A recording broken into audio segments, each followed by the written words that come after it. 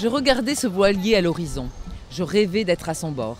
Il me rappelait celui que j'avais pris pour les Indes 3 ans plus tôt, en juin 1851, avec mon maître d'alors, le distingué Ajitab Narapati. Ajitab signifie conquérant du ciel. Je trouvais que ce prénom lui allait à ravir. La bonté de mon maître n'avait rien de terrestre. J'avais 19 ans. C'était mon premier grand voyage. Non, mon premier voyage tout court. Pratiquement 3 mois de traversée pour arriver dans un pays incroyable qui vit hors du monde. J'ai appris des Indiens de nombreuses choses qui m'aident encore aujourd'hui. L'Inde a un fonctionnement surprenant pour un Anglais casanier, encore plus pour un frais émoulu de mon âge.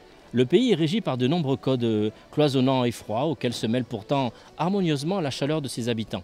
Complexe paradoxe. Le raffinement des Indiens se propage également dans les airs.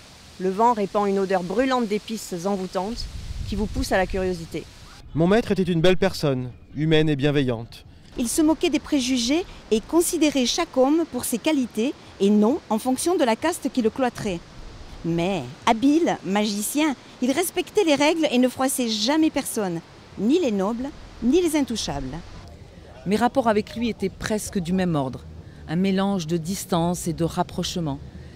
J'étais son domestique, et par moments comme un fils à part égale.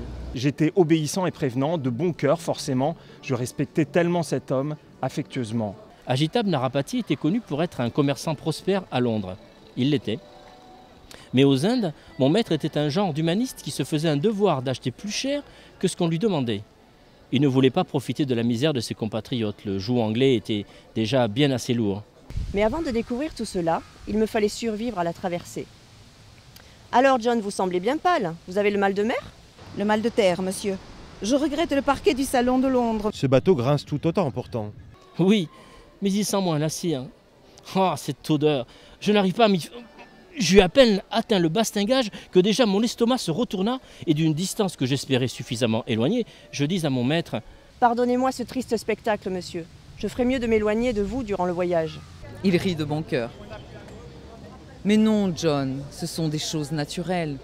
Oui, mais il est certaine nature qu'il est de bon ton de garder pour soi, monsieur.